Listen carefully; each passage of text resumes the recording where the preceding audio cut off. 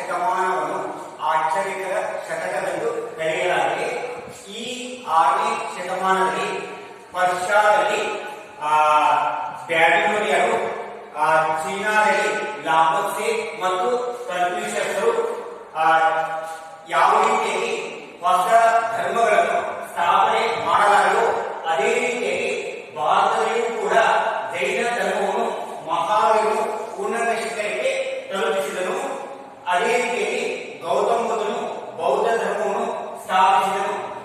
ಈ ರೀತಿಯಾಗಿ ಜೈನ ಮತ್ತು ಬೌದ್ಧ ಧರ್ಮಗಳ ಉದಯಕ್ಕೆ ಅನೇಕ ಕಾರಣಗಳು ಕಂಡು ಬರಲಾಗಿದೆ.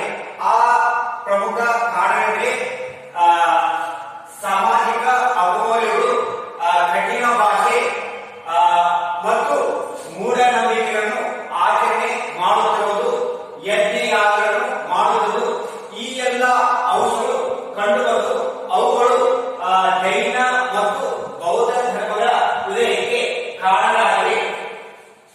ವರ್ತಮಾನ ಮಹಾವೀರ ಮತ್ತು ಗೌತಮ ಬುದ್ಧರು ಸಾಮಾಜಿಕ, ಧಾರ್ಮಿಕ, ಶಿಕ್ಷಣ, ಸಾಹಿತ್ಯ ಇನ್ನಿತರ ಕ್ಷೇತ್ರಗಳಿಗೆ ಕೇವಲ ಮಹಾವೀರ ಮತ್ತು ಗೌತಮ ಬುದ್ಧರು ಅಷ್ಟೇ ಅಲ್ಲದೆ ಅವರ ಅನುಯಾಯಿಗಳು ಕೂಡ ಅನೇಕ ಕ್ಷೇತ್ರಗಳಿಗೆ ಕೊಡುಗೆಯನ್ನು ನೀಡಿದ್ದಾರೆ.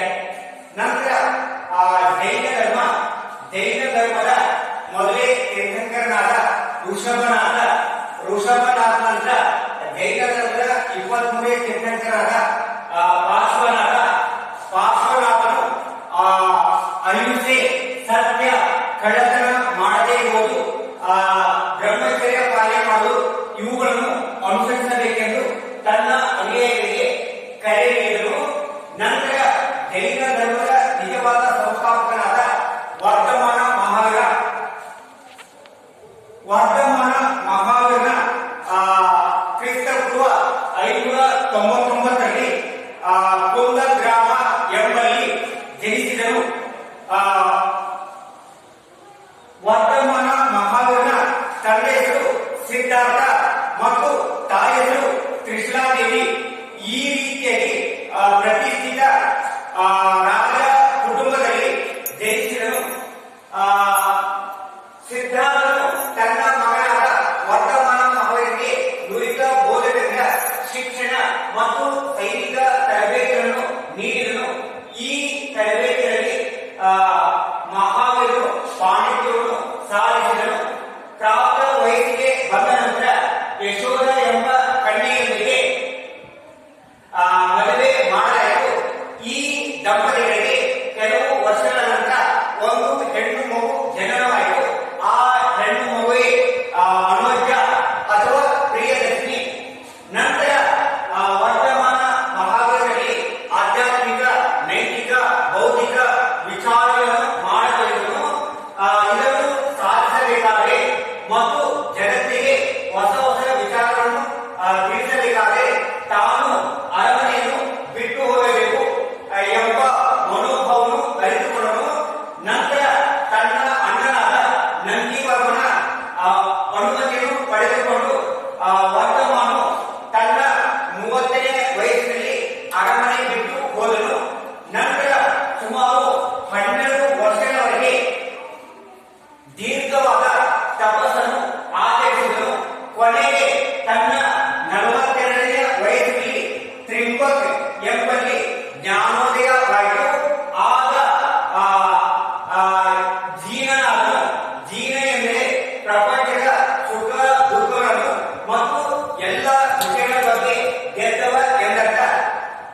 ನಂತರ ವರ್ತಮಾನ ಮಹಾವೀರನು ಜೈನ ಧರ್ಮವನ್ನು ಪ್ರಚಾರ ಮಾಡಲು ಪ್ರಮುಖ ಪಾತ್ರವನ್ನು ವಹಿಸಿದನು. ವರ್ತಮಾನ ಮಹಾವೀರನು ತಕ್ಷಶಿಲ, ನಳಂದ, ಆಲೌಲಿ, ಅಜ್ಮೀರ, ಕನೋಜ, ಪಾಟಲಿಪುತ್ರ, ಸಾಂಚಿ ಇನ್ನಿತರ ಸ್ಥಳಗಳಲ್ಲಿ ಜೈನ ಧರ್ಮವನ್ನು ಪ್ರಚಾರ ಮಾಡತೊಡಗಿದನು. ಲಡ ಎಂಬ ಹಳ್ಳಿಯ ಜನರು ಮಹಾವೀರನು ಜೈನ ಧರ್ಮವನ್ನು ಪ್ರಚಾರ ಮಾಡುತ್ತಿದ್ದಾನೆ ಎಂಬ ಉದ್ದೇಶದಿಂದ ಇವನಿಗೆ ಕಿರುಕುಳ, ಇವನಿಗೆ ಕಲ್ಲುಗಳನ್ನು ತೂರಿದರು ಅಥವಾ ಬಡಿಯಿಂದ ಬಡಿದರು. ಈ ರೀತಿಯಾಗಿ ಚಿಕ್ಕ ಹಿಂಸೆಯನ್ನು ಮಹಾವೀರನು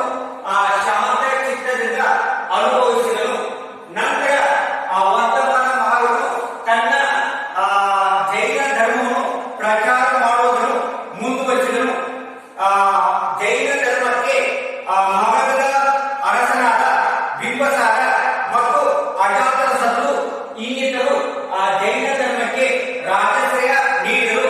ಮಹಾವೀರನು ಸುಮಾರು 14,000 ಶಿಷ್ಯರನ್ನು ಹೊಂದಿದನು. ಮಹಾವೀರನು ಕ್ರಿಸ್ತಪೂರ್ವ 527ರಲ್ಲಿ ತಾವ ಎಂಬಲ್ಲಿ ನಿರ್ವಾಣ ಹೊಂದಿದನು. ನಿರ್ವಾಣ ಎಂದರೆ ಜೈನ ಧರ್ಮದಲ್ಲಿ ಮರಣ ಎಂದರ್ಥ. ನಂತರ ವರ್ತಮಾನ ಮಹಾವೀರನ ಬೋಧನೆಗಳು ಅಥವಾ ವರ್ತಮಾನ ಮಹಾವೀರನ ತತ್ವಗಳು ಅಥವಾ ಉಪದೇಶಗಳು, ಅವುಗಳಲ್ಲಿ ಮೊದಲನೇ ಬ್ರಹ್ಮಚರ್ಯ ಪಾಲನೆ. ಮಹಾವೀರನು 5 ತತ್ವಗಳನ್ನು ಹೇಳಿದರು.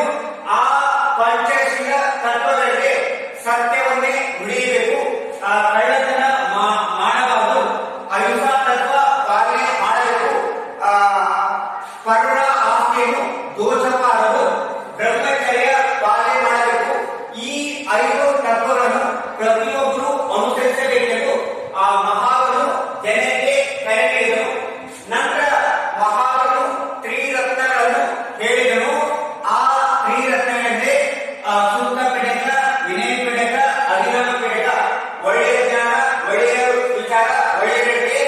ಈ 3 ತ್ರಿರತ್ನಗಳನ್ನು ಪ್ರತಿಯೊಬ್ಬರು ಪಾಲನೆ ಮಾಡಬೇಕೆಂದು ವರ್ತಮಾನ ಮಹಾವೀರನು ಹೇಳಿದನು. ನಂತರ ವರ್ತಮಾನ ಮಹಾವೀರನು ತನ್ನ ತತ್ವದಲ್ಲಿ ಅಹಿಂಸಾ ತತ್ವದ ಬಗ್ಗೆ ಹೇಳಿದ್ದಾನೆ. ಯಾವ ಕೂಡ ಪ್ರಾಣಿ ಪಕ್ಷಿಗಳಿಗೆ ಚಿತ್ರಹಿಂಸೆ ನೀಡಬಾರದು. ಕೇವಲ ಪ್ರಾಣಿ ಪಕ್ಷಿಗಳಿಗೆ ಅಷ್ಟೇ ಮನುಷ್ಯರಿಗೂ ಕೂಡ ಯಾವುದೇ ರೀತಿಯ ಕಿರುಕುಳ, ತೊಂದರೆ ನೀಡಬಾರದು. ಹೊರಗಡೆ ಹೋಗುವಾಗ ಬಾಯಿಗೆ ಅಡ್ಡಲಾಗಿ ಬಟ್ಟೆಯನ್ನು ಕಟ್ಟಿಕೊಳ್ಳಬೇಕು. ಇದರಿಂದ ಬಾಯಿಯ ಒಳಗೆ ಕ್ರಿಮಿಕೀಟಗಳು ಹೋಗಲು ಸಾಧ್ಯವಿಲ್ಲ. ಒಂದು ವೇಳೆ ಅಡ್ಡಲಾಗಿ ಬಟ್ಟೆಯನ್ನು ಕಟ್ಟದೆ ಹೋದರೆ, ಬಾಯಿಯಲ್ಲಿ ಕ್ರಿಮಿಕೀಟಗಳು ಹೋದರೆ, ಆ ಕ್ರಿಮಿಕೀಟಗಳು ಸತ್ತರೆ ಅದಕ್ಕೆ ತಾವೇ ಹೊಣೆ. ಆ ಕಾರಣಕ್ಕಾಗಿ ಅಡ್ಡಲಾಗಿ ಬಟ್ಟೆಗಳನ್ನು ಕಟ್ಟಿಕೊಳ್ಳಬೇಕು. ನಂತರ ನೀರನ್ನು ಸೋಸಿ ಕುಡಿಯಬೇಕು. ಏಕೆಂದರೆ ನೀರಿನಲ್ಲಿ ಕ್ರಿಮಿಕೀಟಗಳು ಇರುತ್ತವೆ. ಸೋಸದೆ ನೀರನ್ನು ಕುಡಿದರೆ ಆಗ ಕ್ರಿಮಿಕೀಟಗಳು ಬಾಯಿಯಲ್ಲಿ ಹೋಗಿ ನಂತರ ಅದಕ್ಕೆ ತಾವೇ ಹೊಣೆ. ಆ ಕಾರಣಕ್ಕಾಗಿ ನೀರನ್ನು ಸೋಸಿ ಕುಡಿಯಬೇಕೆಂದು ಮಹಾವೀರನು ತನ್ನ ಅಹಿಂಸಾ ತತ್ವದಲ್ಲಿ ಈ ರೀತಿಯಾಗಿ ಹೇಳಿದ್ದಾನೆ. ಮಹಾವೀರನು ತನ್ನ ಬೋಧನೆಯಲ್ಲಿ ಕರ್ಮ ಮತ್ತು ಮೋಕ್ಷದ ಬಗ್ಗೆ ಹೇಳಿದ್ದಾನೆ. ಪ್ರತಿಯೊಬ್ಬರು ತಮ್ಮ ಜೀವಿತದ ಅವಧಿಯಲ್ಲಿ ಒಳ್ಳೆಯದನ್ನೇ ಮಾಡಬೇಕು. ಯಾರು ತಮ್ಮ ಜೀವಿತದ ಅವಧಿಯಲ್ಲಿ ಒಳ್ಳೆಯದನ್ನು ಮಾಡುತ್ತಾರೋ ಮುಂದಿನ ಜನ್ಮದಲ್ಲಿ ಮನುಷ್ಯರಾಗಿ ಹುಟ್ಟಲು ಸಾಧ್ಯ. ಒಂದು ವೇಳೆ ತಮ್ಮ ಜೀವಿತದ ಅವಧಿಯಲ್ಲಿ ಕೆಟ್ಟ ಕಾರ್ಯವನ್ನು ಮಾಡಿದ್ದಾರೆ, ಮುಂದಿನ ಜನ್ಮದಲ್ಲಿ ಪ್ರಾಣಿ ಪಕ್ಷಿಗಳಾಗಿ ಹುಟ್ಟಲು ಸಾಧ್ಯ. ಆದ್ದರಿಂದ ತಮ್ಮ ಜೀವಿತದ ಅವಧಿಯಲ್ಲಿ ಒಳ್ಳೆಯದನ್ನೇ ಮಾಡಬೇಕೆಂದು ಮಹಾವೀರನು ಹೇಳಿದನು. ಮಹಾವೀರನು ತನ್ನ ಬೋಧನೆಯಲ್ಲಿ ನಿರ್ಮಾಣದ ಬಗ್ಗೆ ಹೇಳಿದ್ದಾನೆ. ಪ್ರತಿಯೊಬ್ಬರಿಗೂ ಸಾವು ಖಚಿತ. ತಾವು ಮರಣ ಹೊಂದುವ ಪೂರ್ವದಲ್ಲಿ ಬಡವರಿಗೆ ದಾನ ಮಾಡಬೇಕು. ತಮ್ಮ ಆಸ್ತಿಯನ್ನು ಇನ್ನಿತರಿಗೆ ದಾನ ಮಾಡಬೇಕು. ಯಾವ ತಮ್ಮ ಜೀವಿತದ ಅವಧಿಯಲ್ಲಿ ಒಳ್ಳೆಯ ಕಾರ್ಯವನ್ನು ಮಾಡುತ್ತಾರೋ ಅವರಿಗೆ ಮೋಕ್ಷ, ಅವರಿಗೆ ನಿರ್ವಾಣ ಕಂಡುಬರಲು ಸಾಧ್ಯ. ಈ ರೀತಿಯಾಗಿ ಮಹಾವೀರನು ನಿರ್ವಾಣದ ಮಹತ್ವದ ಬಗ್ಗೆ ಹೇಳಿದ್ದಾನೆ. ನಂತರ ಸಮಾನತೆ. ಮಹಾವೀರನು ಸ್ತ್ರೀ ಪುರುಷರು ಸಮಾನಗಳು ಹೇಳಿದ್ದಾನೆ.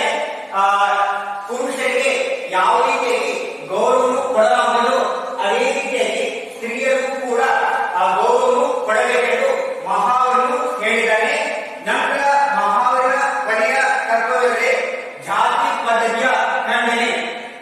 ಮಹಾವೀರನು ಹಿಂದೂ ಧರ್ಮದಲ್ಲಿಯ ಇನ್ನಿತರ ಧರ್ಮಗಳಲ್ಲಿಯ ಜಾತಿ ಪದ್ಧತಿಯನ್ನು ಬಲವಾಗಿ ವಿರೋಧಿಸಿದನು. ಇಂತಹ ಜಾತಿ ಪದ್ಧತಿಯನ್ನು ಅನುಸರಿಸಬಾರದೆಂದು ಮಹಾವೀರನು ಹೇಳಿದರು. ನಂತರ ಮಹಾವೀರನು ಯಜ್ಞ ಯಾಗಗಳ ಬಗ್ಗೆ ಬಲವಾಗಿ ವಿರೋಧಿಸಿದರು. ಯಾವುದೇ ಒಂದು ಯಜ್ಞ ಯಾಗವನ್ನು ಮಾಡಬೇಕಾದ್ರೆ ಆ ಸಂದರ್ಭದಲ್ಲಿ ಪ್ರಾಣಿ ಪಕ್ಷಿಗಳ ಬಲಿಯನ್ನು ಕೊಡಲಾಗುವುದು. ಇಂತಹ ಪ್ರಾಣಿ ಪಕ್ಷಿಗಳ ಬಲಿಯನ್ನು ನೀಡುವುದರಿಂದ ದೇವರು ಸಂತೃಪ್ತಿಗೊಳ್ಳುವುದಿಲ್ಲ. ಪ್ರಾಣಿ ಪಕ್ಷಿಗಳ ಬಗ್ಗೆ ದಯೆ ಹೊಂದಬೇಕೆಂದು ಮಹಾವೀರನು ಹೇಳಿದ್ದಾನೆ. ನಂತರ ಕೊನೆಯಲ್ಲಿ ಉಪಸಂಹಾರ.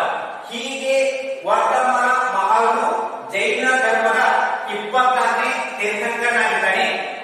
ವರ್ತಮಾನ ಮಹಾವೀರನು ಜೈನ ಧರ್ಮವನ್ನು ಉನ್ನತ ಶಿಖರಕ್ಕೆ ತಲುಪಿಸಿದನು. ಆ ಕಾರಣಕ್ಕಾಗಿ ವರ್ತಮಾನ ಮಹಾವೀರನೇ ಜೈನ ಧರ್ಮದ ನಿಜವಾದ ಸಂಸ್ಥಾಪಕರೆಂದು ಕರೆಯಲಾಗಿದೆ.